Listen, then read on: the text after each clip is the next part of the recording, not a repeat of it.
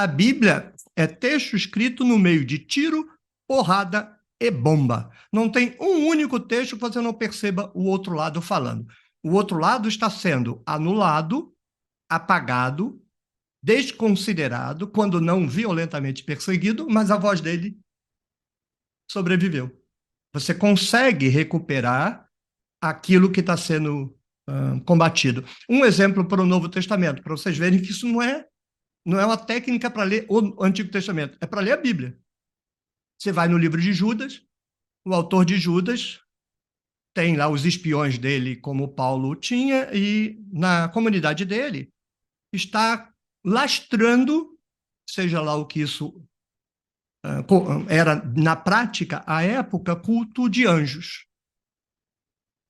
Aí o que Judas faz? Ele condena a prática do culto sexo com anjos e ele começa a citar casos de sexo com anjos na tradição judaica que Deus condenou. Aí menciona o livro de Enoque, menciona. Qual é a outra passagem? São três casos. O caso de Enoque, o caso de Sodoma e Gomorra, que o pessoal hoje lê como se fosse homossexualidade, e não tem nada a ver de homossexualidade, é sexo com sacerdotes ali, né?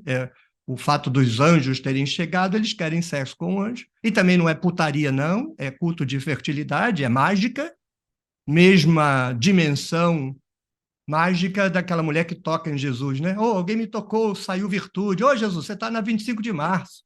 Todo mundo te aperta. Não, essa sabia o que estava fazendo. Ou seja, é o mesmo universo de magia, e depois cita aquela passagem dos amalequitas que botam prostitutas sagradas para, de novo, sexo religioso. Então, Judas está condenando, dando com pau. Não pode, não pode. Engraçado que ele não cita nenhum texto canônico, ele só cita apócrifo. Se bem que essa passagem dos amalequitas é um texto de números, né? Mas ele cita Enoque, a ascensão de Moisés. Muito bem, então quando você pega o texto dele, o que você descobre? Você descobre o que ele está querendo combater. Ele quer combater sexo com anjo. Então, você sabe que tem uma comunidade, que seja lá o que na prática isso significa. Para mim, são os entrantes gregos que traziam as tradições das bacanais, e quando chegaram no judaísmo, assim, pisando em ovos, descobriram lá as narrativas de sexo com anjos, fizeram a transposição e instalaram um culto de fertilidade, qualquer coisa que tenha sido usando a tradição judaica. Judas não quer isso não e escreve um texto combatendo. Aí qual é o resultado? Porque ele está combatendo, ele preservou. Vamos para a tradição patrística. Ireneu, uma besta quadrada. Ireneu é um jegue completo. Como todo conservador, um imbecil de pai e mãe. Aí ele escreveu um livro contra as heresias.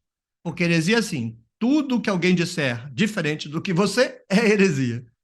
Aí ele escreveu um livro contra as heresias. Conflito. Como é que você deve ler aquilo? Você manda Irineu ao inferno e transforma o livro dele num relatório antropológico. Quais eram as diferentes crenças do cristianismo? Aquilo é heresia, meus ovos. Não existe heresia. Heresia é quem está do outro lado da ponta da garrucha, né? Quem tem a garrucha chama quem está do outro lado de herege. Então, heresia é bobagem. É a pluralidade das crenças que circulavam à época, nesse caso, o século II e século III. Então, você tira o juízo, ler contra a intenção do escritor.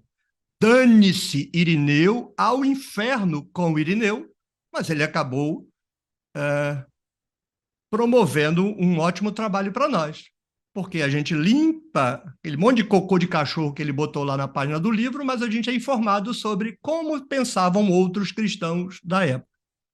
Então, porque a Bíblia foi escrita no conflito, você consegue chegar ao nível da realidade. E aqui o ponto.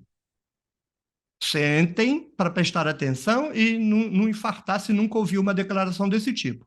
Nenhuma narrativa bíblica, nenhuma é descrição da realidade. A realidade está por trás da narrativa.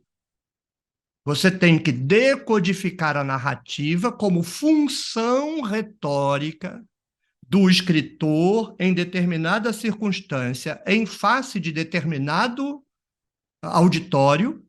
Então, descobrir o que aconteceu para fazer com que o escritor decidisse escrever aquele texto, o que gerou, qual a razão daquele texto. Então, essa razão é função hermenêutica de compreensão desse texto, e isso que está por trás é histórico. A narrativa, não. Adão e Eva nunca existiu, Caim e Abel nunca existiu, Abraão nunca existiu, o Abraão de Gênesis nunca existiu, o Isaac nunca existiu, Jacó não existiu do jeito que está escrito, mas são textos completamente diferentes de Abraão, e eu vou gastar um pouquinho só sobre Jacó. Mas a razão pelas quais esses personagens tiveram que ser inventados, seja do nada, como Caim e Abel, para mim, foram inventados do nada. Podem estar baseados na literatura babilônica, mas não tem tradição judaica sobre isso. Dilúvio, inventado do nada. Não tem tradição do dilúvio no judaísmo pré-exílico. Criação tem, mas dilúvio não. Mas seja inventado do nada, seja copiado de uma tradição estrangeira, seja copiado da própria tradição judaica, mas transformada, como no caso de Abraão. Esses textos estão a serviço de conflitos históricos, reais, verdadeiros. Tão verdadeiros, tão reais, quanto o conflito entre Israel e os palestinos hoje. Mas se você fica lendo a narrativa, você nunca vai entender nada da Bíblia, porque a narrativa é um epifenômeno. O fenômeno ocorre por baixo dela, por trás dela. Então, nesse sentido, não tem nada mais importante do que autor, porque o autor é a função de comunicação daquele texto, mas também não tem nada mais importante do que o destinatário, porque o texto não foi produzido pelo autor por um voluntarismo estético. Ele foi arrancado pelas circunstâncias. E engraçado que no livro de Judas, isso está escrito com todas as letras. Meus irmãos, eu queria escrever um tratado sobre a salvação, mas fui obrigado a escrever sobre coisas que estão acontecendo aí que eu ouvi falar. Ou seja, o escritor não decide o que vai. A agenda não é ele que dá. Pensem as cartas paulinas, né? Paulo funcionava assim, ele mandava um olheiro, o olheiro vigiava o que estava acontecendo lá, e aí chegava para Paulo, vomitava no ouvido dele, aí Paulo escrevia em função da fofoca que ele ouvia. Eu frequentei uma igreja assim, né? O pastor tinha olheiros na EBD em todo canto, e aí a pregação do domingo seguinte tinha a ver com problemas que tinham acontecido durante a semana que ele tinha ouvido. E aí é batata. Você podia saber que o assunto do sermão vai ser tal, porque alguém chegou lá. Uma vez eu fiz isso, eu desconfiei de que ele estava soltando piada sobre a EBD, aí eu mudei o assunto da EBD completamente, porque era uma revista, né? Na igreja era uma revista. Aí eu mudei completamente o assunto, falei, se domingo que vem a indireta for sobre esse assunto que não é o da revista, bingo, tem olheiro aqui. Dito e feito. Foi o último dia que eu frequentei aquela igreja. Depois desse dia eu saí fora. Esses textos não são o escritor senta, vou fazer aqui um tratado sobre isso. Não. Ele está vivendo a vida dele, um conflito estoura, ele é obrigado a intervir naquele conflito, dada a relação que ele tem com quem estoura aquele conflito. Resolvido o conflito, ele escreve o texto e intervém naquela comunidade a partir disso. Então, tenhamos isso em mente como o primeiro ponto aqui. Não vamos nos basear em autor da tradição, isso é bobagem completa.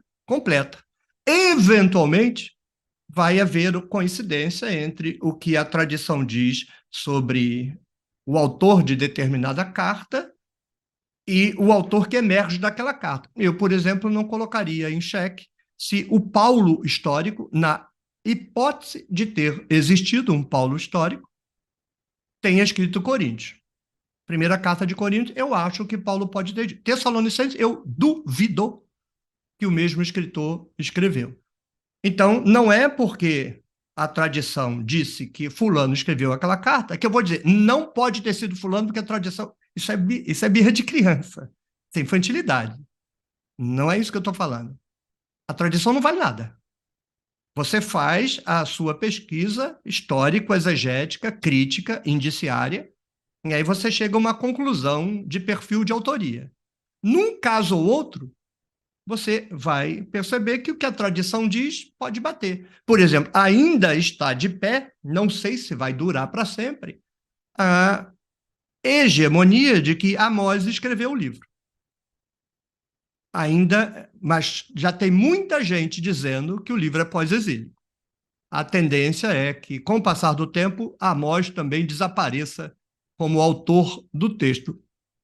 Mas hoje ainda não. Ó, para assistir essa aula aí completa e ainda participar de vários cursos e clubes do livro com a gente, seja membro do Instituto Ponto Azul, clicando no link aí embaixo ou que está aparecendo aí em cima. A gente se vê!